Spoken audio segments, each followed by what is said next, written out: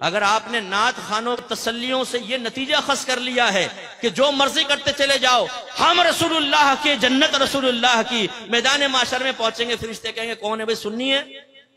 जी जी सुन्नी हो, बस आ जाओ, जो कुछ किया कोई बात नहीं, तुमने चर्स पी, जिना किया, कुछ भी, सुन्नी है ना, सीधा जन्नत में चला जाओ, जन्नत तो तुम्हारा इंतजार कर रही है। अगर ये ख्वाब आपको दिखाए गए हैं तो खुदारा मुफ्ती मुनीबर रहमान साहब के इस कौल पर अमल कर ले। एक जगह बयान चल रहा था, प्रोग्राम था, मुफ्ती साहब भी थे, मैं बैठा हुआ था, नात खान वो पहुंचा रहा था लोगों को इधर से उधर 2 मिनट में, जो हमारे अक्सर नात खानों की आदत होती है, कोई बैठा हो तो भाई नाराज ना हो। वो पहुंचे हुए ऊपर मुफ्ती साहब का बयान शुरू, आपने फरमाया कि भाई आप लोग पहुंचे हुए थे 7वें आसमान पर, तो बराए मेहरबानी मेरा बयान सुनने के लिए जरा जमीन पर तशरीफ लिया। तो हमारे सुन्नियों का यह मामला है, हमारे लड़के चर्स पिए, मवाली हों, नमाज पढ़े ना पढ़ें, पूरी रात नातिया महफिल में बैठे, फजर का वक्त आए तो घर में चले जाएं, जमात छोड़ दें, नमाज फर्ज तर्क कर दें, जमात वाजिब नमाज फर्ज, वो फिक्र नहीं है, पूरी रात नात खानी में बैठे, और यकीन क्या दिलाया जाए, तुम सरकार की मोहब्बत में आए हो। जो सरकार की मोहब्बत में आता है सरकार उसे प्यार से देखते हैं, और जिसे सरकार प्यार से देखें क्या वो जहन्नम में जाएगा? सामने कहते हैं नहीं नहीं, तो बस हमने तुम्हें जन्नत तक पहुंचा दिया शॉर्टकट के जरिए।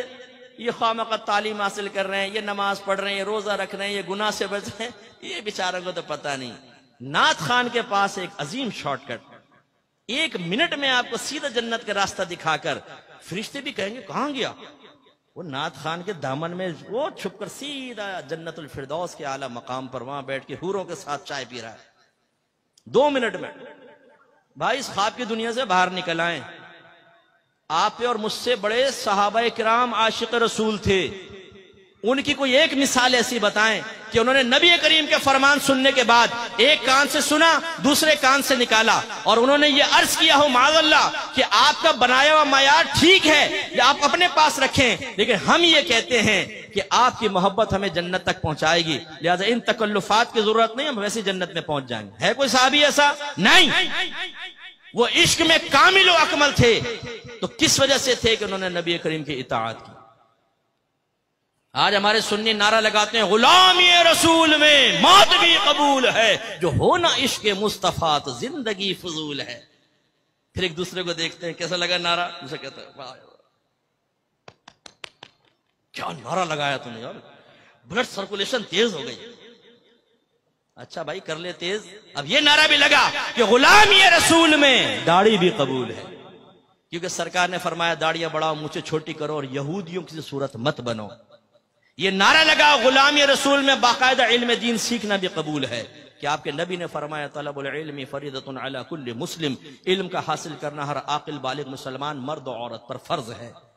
अपने घर वालों को नेकी का हुक्म दें, बुराई से रोकें, क्योंकि अल्लाह ने फरमाया वअमुर अहलका बिस्सलाति वस्तबिर अलैहा ला नसअलुका रिज़्क़न नहनु नरज़ुकुक। अपने घर वालों को नमाज का हुक्म दे और खुद भी उस पर साबित कदम रहे। हम तुमसे रिज्क का सवाल नहीं करते, रिज्क तो हम तुम्हें अता फरमाएंगे।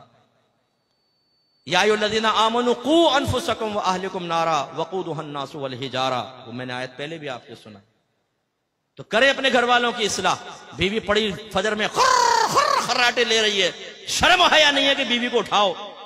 जवान बेटा पड़ा सो रहा है, ये नहीं कि लात मार के उठाए कमबख्त उठ। हाँ, अगर गवर्नमेंट ऑफ पाकिस्तान ये ऐलान कर दे जो फजर की नमाज बाजमात अदा करेगा उसको 5000 रुपए मिलेंगे, यही अब्बा होगा, यही थका हारा बेटा, यही जुल्फों की असीर बनाने वाली लैला। फिर इस मजनून को, इस अब्बा को देखें आप, लात मार के ना उठाए बेटे को, कमबख्त उठ, 5000 का मामला है, 5 तेरे 5 मेरे 5 छोटे बेटे के 15,000 रुपए रोज एक नमाज के, फिर 5 नमाज, फिर महीने की कैलकुलेशन करके अब्बा कह लो अपने तो वारे न्यारे हो गए। तो आपकी बात नहीं कर रहा हूं, ये दुनियादार किस्म के लोगों की बात कर रहा हूं। लेकिन सोचिए कि हम क्या कर रहे हैं।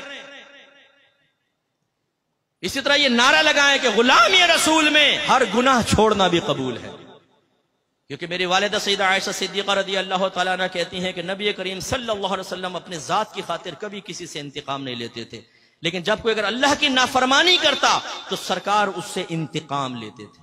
इंतकाम का मतलब उस पर सजा जारी करते थे, इजहार नाराजगी फरमाते थे।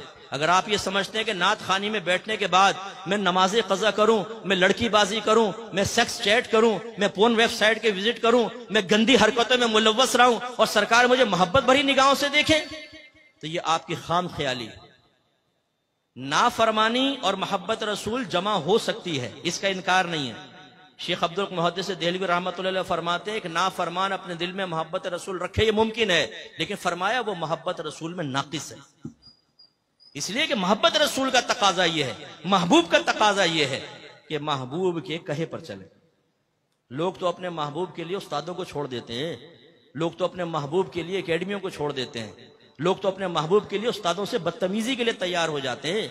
ये मोहब्बत का तकाजा है, ऐसा होना चाहिए मोहब्बत, कामिल मोहब्बत, पक्की मोहब्बत। औरत की मोहब्बत में इंसान सब कुछ कुर्बान कर दे, ये है कामिल मोहब्बत। बस मैं कहता हूं कि इसकी मिसल नहीं कह रहा हूं, ऐसी मोहब्बत हमारी होनी चाहिए कि नबी करीम की मोहब्बत में बाप नाराज हो, मां नाराज हो, दोस्त नाराज हो जाए, कोई भी नाराज हो, जब मेरे नबी ने फरमा दिया तो मैं नबी का कहना मानूंगा, सबकी नाराजगी मोल लूंगा। यह है मोहब्बत। यहां तो नफ्स शैतान ही इतना गालिब है, अल्लाह नाराज हो, रसूल नाराज हो, नफ्स शैतान नाराज ना हो, यह रविश सही नहीं है।